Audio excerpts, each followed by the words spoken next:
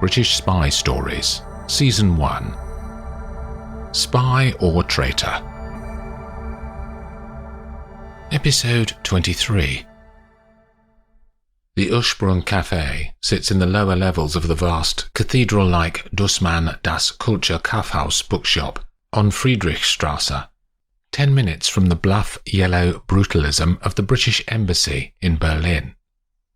Hans descends the escalator to the cafe floor and sees Mel already sat at one of the tables, her loose dark hair just touching the shoulders of her gabardine jacket.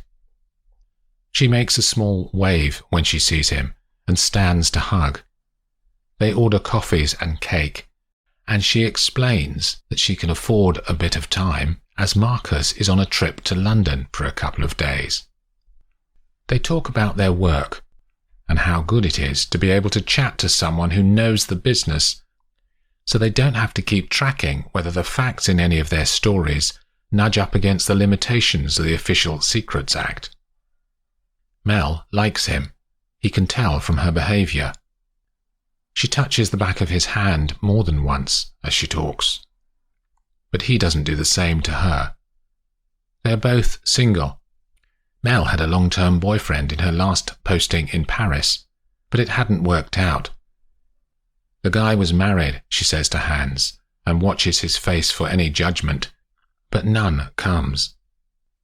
Mel already knows that Hans's girlfriend died 5 years ago, in a car accident. He told her during a cosy late-night drink a year ago, when an embassy office party had gone on to a downstairs bar somewhere near the Brandenburg Gate. "You should get a girlfriend," she says, smiling at him. "I don't know." "You need to be looked after." Another hand touch. "If I do decide to do that, you'll be the first to know," he says. "Looking forward to it." "I wanted to ask you," he begins. "How's work?" Okay," she says. "You like Murphy?" "Bit of a twat." Hans laughs, trying to recover the intimacy of the last minute. "Why is he a twat?" "He's got secretive," she says. "I know all the details of his operations. I see it all. Even half of his eyes-only stuff. Then suddenly, a few days ago, he just clams up." "Weird. What did he do then?" "No pattern, really." "What was the last time?" says Hans. "That's Stranraer. I asked him a question about it and he went all secret squirrel on me." "Yeah, that was a tragedy," says Hans. "My mate in Brussels told me they had a team on site that day. He didn't know why." "Mad. I saw the call-in chitty, you know, the R2 form." "You put it on an R2? "Yeah, why?" "My mate said it was all informal," says Hans. "I logged the R2 myself," she says. "What are the interests?" He shakes his head. "He just said it seemed odd. Happened with no warning. They normally get at least 24 hours notice on R2s. "Marcus behaved weirdly all that day. And for a couple of days afterwards too," she says. "He had 2 investigation branch sessions, and he was very jumpy before them. But he wouldn't tell me anything." Her disappointment at not being Murphy's confidant is palpable. "What do you think happened?" says Hans. "He did something, I think," says Mel, squinting slightly as she scours her mind for the memories. "Did something untoward?" She stops and drops her eyebrows so that she looks grumpy, then looks up at Hans. "He can't have done something dodgy, can he?" she whispers. Caroline leaves the house in Highgate earlier than usual and drives to her chambers in Carey Street, near to London's Royal Courts of Justice. On the journey, she cannot get the memories of the previous day from her mind. She is glad that she managed to convince her husband to stay at home and in bed today, as he obviously is going down with something. She makes a note to book him a doctor's appointment when she gets back later. The building that houses the offices of Milson Lawton Hendry is deserted at this early hour, apart from a cleaner rhythmically mopping the black and white tiles of the entrance hallway. The lift is an old-style wire cage that runs up through the centre of a square staircase. She pulls back the concertina outer gate on the 4th floor with a metallic clatter and unlocks the main door to the MLH offices. She drops her coat and bag in her room and makes a cup of tea in the kitchen area at the back of the 10-foot square room that acts as the chamber's reception. As she returns to her office, the telephone on her desk rings in a muted warble. She picks up the receiver, still holding the steaming mug in her hand. Caroline Lawton? Clive Tenby from the Cabinet Office, Miss Lawton. Mr. Tenby, do you have news for me? Not good, I'm afraid. She remains silent, knowing what is coming, but not wanting to give away her disappointment. We have talked to our colleagues in the Secret Intelligence Service, and there is no one called Petrov who works there, he says. Sorry to be the bearer of bad news. He is smooth, but she can detect in his voice the fact that he knows that he is lying. Can I say, of course, he says, but she ignores it. I am minded to request a judicial review on the matter. It is Tenby's turn to be silent as his brain works through the consequences of what she has just said. The silence tells her that Tenby had not prepared for every eventuality of this phone call. He must have assumed, she thinks, that she would just accept his stonewalling. I'm not sure that would be a good course, he says eventually. Thank you for your opinion, Mr. Tenby, but that's not directly relevant in this case, she rolls on.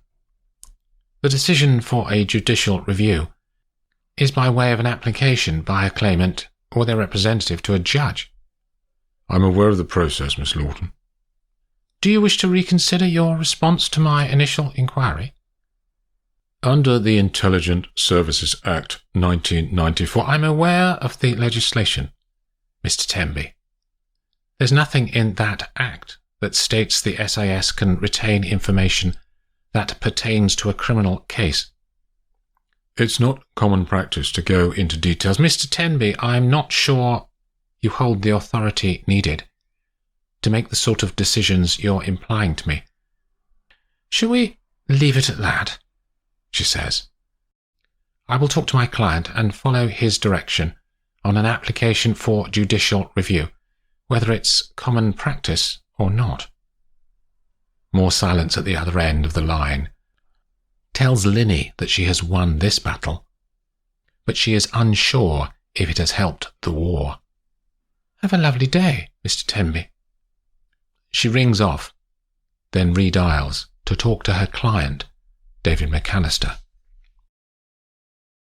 The hotel that Riverside booked for himself and Catherine is a small guest house in the hills above Nice.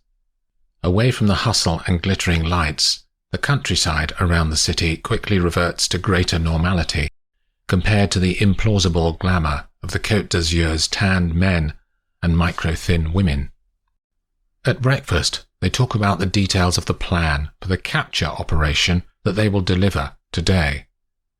Riverside insists that Catherine needs to leave her mobile phone in the hotel and places a burner phone on the table between them for her use during the op.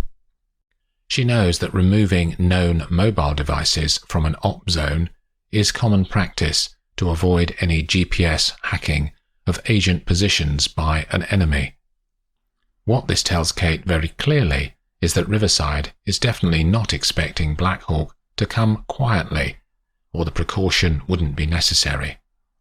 Riverside explains that he will meet Black Hawk on his own, and that Catherine will be up in the hills behind them as a security precaution. She will not engage unless he gives her a specific order to do so. Catherine is still uneasy about the operation. Riverside repeatedly avoids answering her questions when she asks for more details about what Black Hawk has done. It is clear in her mind that Riverside is expecting her to do just as she's told, whereas her military training tells her that C9 is most effective when they are given decision-making powers in an operation. Intelligence officers like Riverside have less specialized training to cope with a broad range of situations. But if you want a death machine, C9 branch, the snipers, are honed to be the best there is. The two of them finish their meal and Riverside starts to make moves to go, but Kate cannot start the mission without further details. "Rob," she says, putting her hand on his arm to stop him leaving. "You need to confirm something to me before we do this." He sits back down. "Okay." "What is the range of our authorized outcomes here?" She searches his face for his honesty. He looks uncomfortable, then takes a large sigh. "We have authority to shoot to kill," he says coldly. "Shoot to kill?" she starts to say at normal sound levels, then drops her voice as she remembers where they are. "That's madness. Who is this woman?" "She could be dangerous." "We're all dangerous, Rob. But why is she a danger to us?" says Catherine. "Aren't we all on the same side?" "Look, I wasn't going to tell you." Catherine's eyes widen and she urges him to go on, with a head movement. "London suspects she's working for a foreign agency." "Why weren't you going to tell me?" "Not necessary," says Riverside. "Bollocks, it isn't," says Catherine. "I'm not some mercenary who you can order about, Rob, for God's sake. C9 is a deadly capability that is deployed in a theatre to enact certain objectives. Going into an op without proper briefing is not how it is done." She stops and glares at him. "And don't give me that just following orders bullshit." Riverside pulls out his phone, selects a screen and places it on the table in front of Catherine. "There," he says. "Authorization." She can see an encrypted text from Lawton, with the shoot to kill authority. "All right," she says, "but I reserve the right to use the authority at my discretion. If I consider it appropriate to only injure, then I will do that. This is a member of our own security service. I am not going to kill unless we are in danger." He reluctantly nods his agreement. They sit in silence for a minute, and she drinks her coffee. "I'll see you in an hour, out the front," he says, and walks out of the breakfast room. Stephen wakes at 10 a.m. He didn't sleep until 4, then fell into a hard unconsciousness, and he now feels as though his body has been in one position for the whole night. He showers and has a cooked breakfast. He decides to walk on the heath, as he is feeling better following the shock of the previous evening. After his panic at the sound of Linny saying Petrov, he had become more rational. In the sleepless hours lying next to her, before he dozed off, he had put a plan together, which is simply to deny it if anything ever comes out. He turns right out of their front door and down the road that leads directly to the grassland. Then he heads for the Parliament Hill viewing point. He and Linny have stood on this spot many times over the years, and it never ceases to be breathtaking. He falls into the routine of training his eyes on the furthest horizon he can see, and instinctively looks for the differences across the city. He notices new skyscrapers that have appeared in the City of London, and tries to guess which street the cranes are on. Stephen turns away from the view and walks northwards, then descends into the valley that runs across the park, and skirts round towards Hampstead before doubling back to take a wide arc up and over the top half of the heath. As he starts to make his way home, he drops onto the path that leads down the eastern side of the parkland. He rounds the final corner before the gate that leads to his road, and can see something lying prone across the track. As he walks nearer, it looks like a big dog that that is in trouble.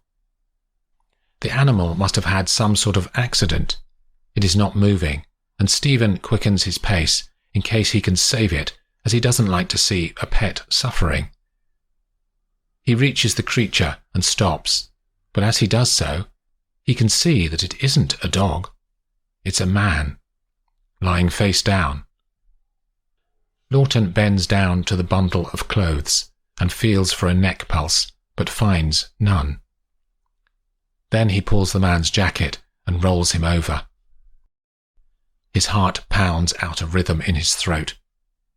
Staring back at Stephen is the blooded and nearly unrecognizable face of Ivan.